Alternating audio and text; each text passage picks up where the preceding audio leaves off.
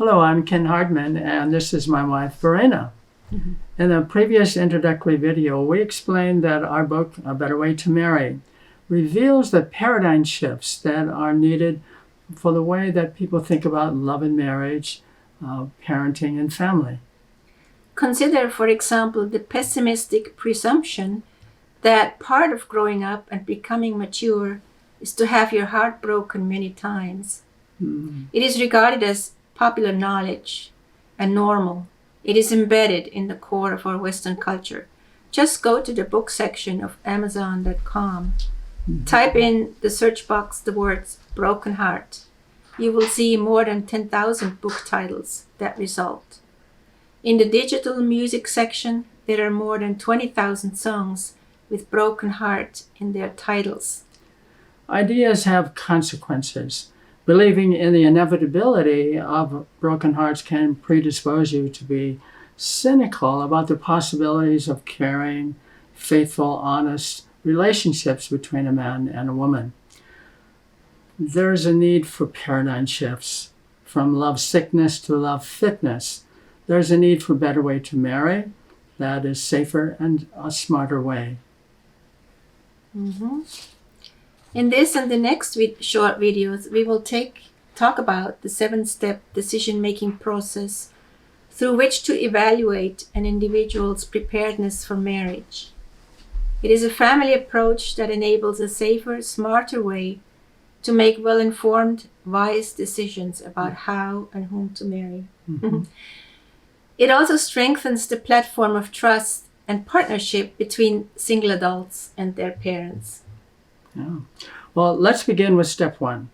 Before you seek the love of your life in marriage, first assure that you are Mr. Right or Miss Right who is prepared for marriage.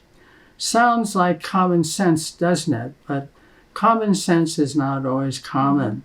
Mm-hmm. So what does it mean to be ready for marriage? And how can anybody objectively determine that beyond romantic feelings, which can be very misleading and wrong? And beyond online website profiles of another person, which can be dishonest. Step 1 provides a way. It guides you through a checklist of meaningful questions to objectively evaluate whether you are prepared for marriage. The same checklist can be used to evaluate someone that you are considering as a potential partner in marriage. Mm-hmm. Well, that's true. Mm-hmm. Step 1 engages you in a creative process of discovery. The checklist of basic questions helps you to understand what you think you know and what you do not know about your preparedness for marriage. If you're willing to ask yourself these basic questions and honestly answer them, then you can experience self-discovery and expand your circle of self-knowledge. That can enable you to make better decisions about whom to marry, how to marry, when, and what to improve upon within yourself and in your relationships. Before reviewing the process to evaluate you or another person's readiness for marriage, we would like to mention something important for you to consider. You might start to feel uncomfortable as we talk about paradigm shifts. For example, in the next video, we dispute the myth that the overwhelming passion of falling in love should be the unquestionable basis to choose a mate and form a marriage. Mm-hmm. As human beings, we all have emotions of happiness, sadness, fear, and anger that respond to our beliefs about intimacy, love, and marriage. Well, consider why psychologist Dorothy Tennov received opposition during her scholarly research of romantic love. In her 1979 book, Love and Limerence, she revealed that while interviewing over 500 people who were experiencing or had experienced the different stages of romantic love, she was forced to coin the term limerence to replace the words that describe the falling in and out of love romantic experience. Why? People reacted negatively to her objective descriptions of what they and others were experiencing. Those interviewed in her research described their romantic love feelings and thoughts as obsessive, compulsive, and as involving mood swings from hope and euphoria to rejection and depression. They also experienced loss of appetite, sleeplessness, and an intrusiveness into their normal thinking. It was the "I cannot get you out of my mind" experience that is often celebrated in popular music.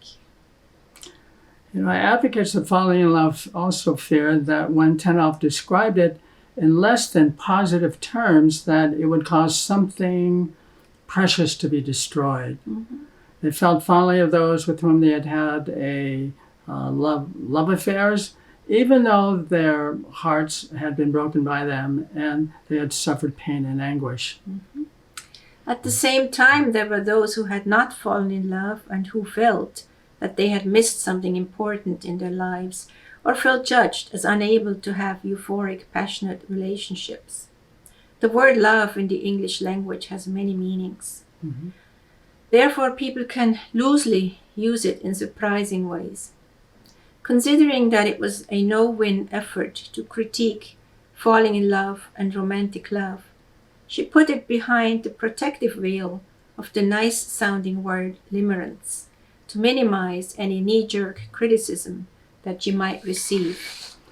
Therefore, when we criticize contemporary dating, romantic love, and falling in love, please remember that we are not anti-romance or anti-love.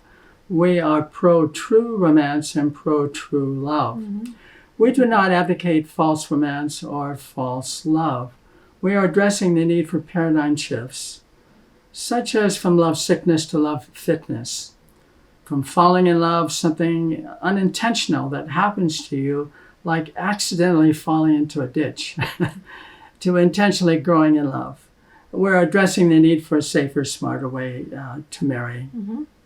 Join us next time when we talk about first principles thinking in step 1. It is a problem-solving technique used in business to enable innovation, and which we use to enable a better way to marry.